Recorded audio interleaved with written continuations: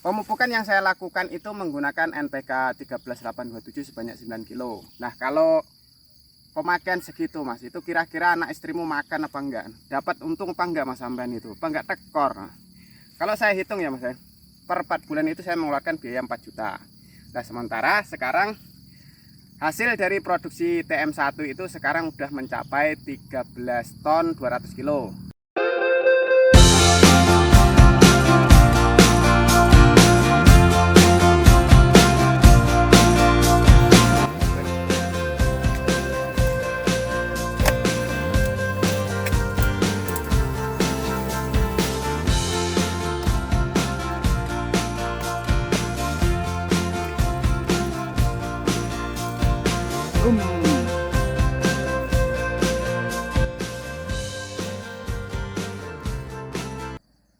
Mantap Mas ya. Ini yang buah-buah terakhir ya. Ini yang waktu masa kecilnya terserang crown sparrow, pucuknya busuk terus ya. Jadi setelah umur kurang lebih 1,5 tahun itu baru sembuh. Kemudian di umur sekarang masuk 34 bulan Mas ya. Itu baru panen perdana. Ini hasilnya seperti ini. Buahnya lumayan mantap. Ini panen untuk bulan Maret ya.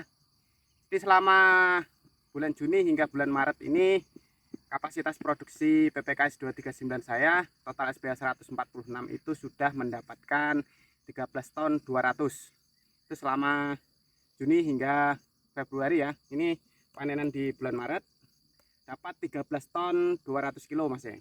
Nah, yang ini masih masuk kategori full buahnya. Jadi totalnya 146 itu yang 15 batang bisa dikatakan belum panen.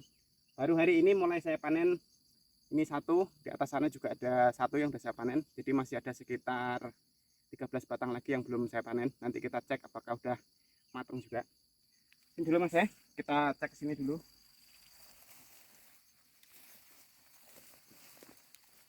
Ini ya. Jadi ketika dia telat buahnya, jadi dia fokus masih ke pembesaran batang. Pembuahannya itu kalau kita hitung sekarang 34 bulan, berarti 6 bulan ke belakang ya. Jadi ini kira-kira pertama kali dibuahkan di umur 28 bulan. 34. Ya Mas ya. Nah, hasilnya jauh lebih baik ketimbang yang umur 24 bulan panen kemarin. Karena waktu pertama kali panen di umur 24 bulan itu BCR-nya masih kecil-kecil, masih sekitar 4 kiloan lah. Kalau ini mungkin berat tandanya ada sekitar 6 hingga 7 kilo. Jadi kalau kastrasi itu dihentikan di umur 2 tahun 8 bulan, kemudian kita buahkan, nanti hasilnya akan seperti ini. Buahnya lebih top-top ya, lebih jos. Kita tengok yang sebelah sana Mas ya. Nah, yang ini juga baru satu kali ini saya panen. Itu yang saya ambil baru satu tandan ini. Nah, ini baru tadi ya saya ambil. Di BCR-nya ini juga berat tandanya masih bukan BCR. Ini juga lumayan besar. Kali ini mungkin sekitar 5 hingga 6 kilo. Ketika ini baru pertama keluar dompet, itu banyak didominasi bunga jantan. Ini dia.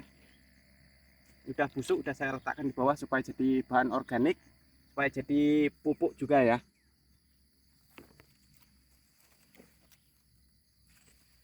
Nah, sembari kita ngomongin masalah panen ya Mas ya, sembari survei-survei seperti ini.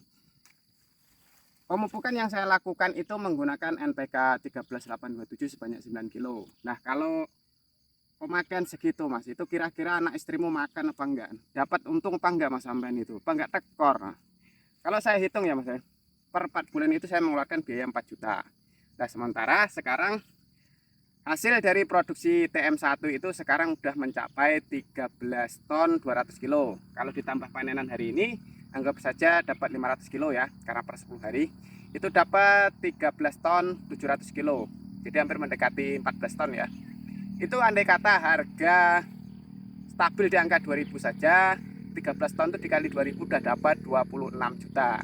Sementara biaya pemupukannya kalau SPH 130 itu sekitar 10 jutaan Mas ya. Jadi bisa dapat sekitar 16 juta per tahunnya.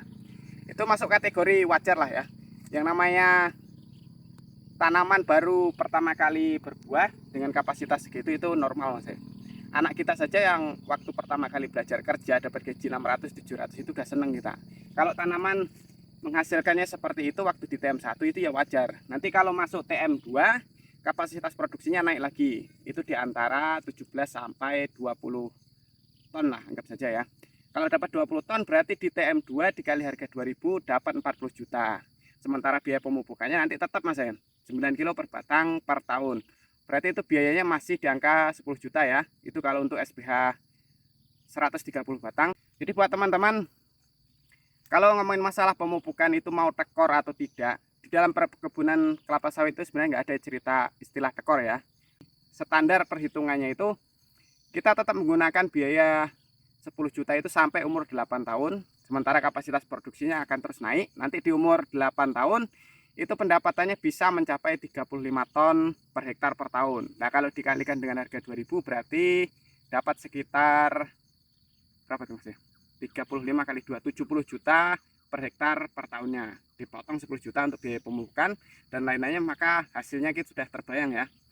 Jadi kurang lebih masih 60 juta, biaya perawatan 5 juta selama setahun, berarti kita masih dapat sekitar 55 juta ya. Itu udah bersih. Jadi dalam sistem manajemen pemupukan dan pembiayaan itu kita harus benar-benar memahami. Jadi kalau kita mengerjakan sesuatu itu sebenarnya kita dapat untung atau rugi. Nah itu masuk kategori sistem manajemen keuangan ya. Kalau kita paham tentang hal itu, maka kita bisa jadi petani kelapa sawit sukses Mas ya. Indikator pertamanya harus memahami. Kalau sudah memahami, nanti teman-teman jadi petani kelapa sawit yang memang benar-benar top tier.